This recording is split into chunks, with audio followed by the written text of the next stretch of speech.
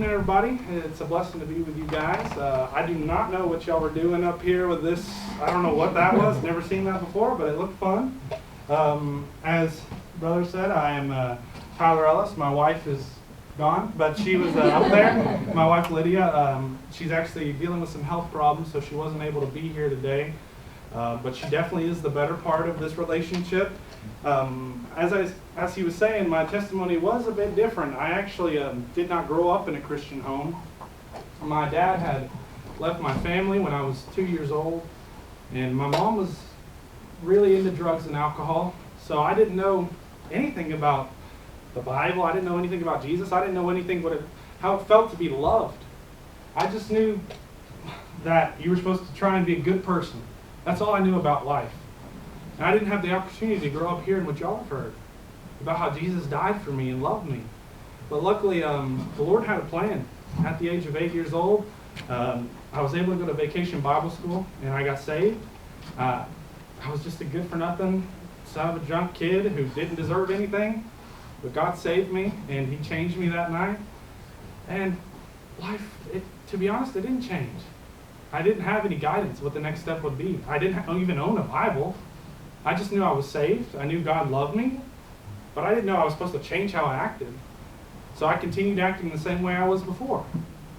I continued acting like a punk, and I still do on occasion, but I continued doing that until it got to a point in my family where I ended up having to call the police on my own mother. And DFACS, which is involved in taking care of children, took my family, my brother and I, away from my mom.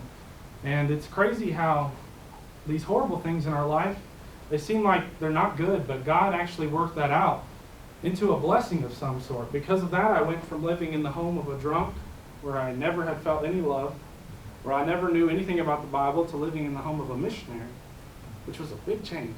Trust me, I had to adapt a lot.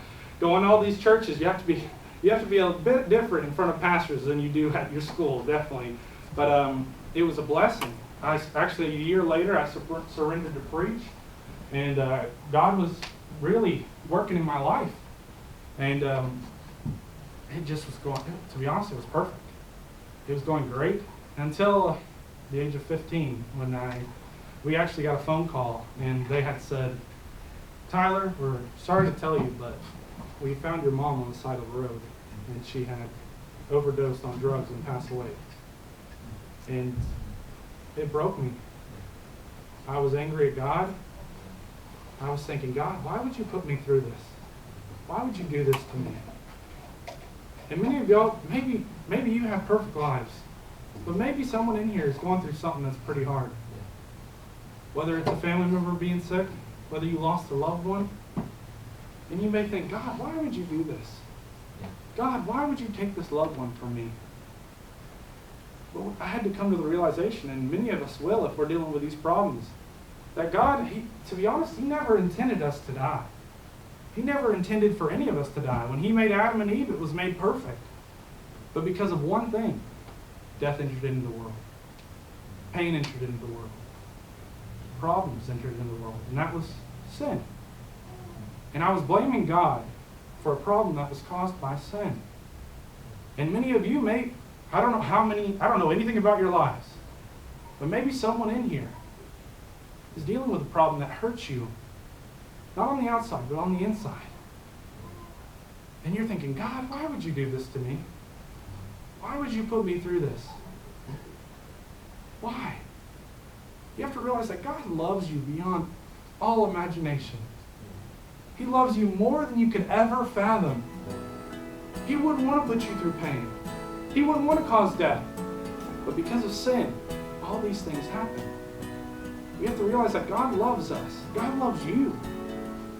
But sin causes pain and death. And I had to come to that realization. And it was difficult. God took him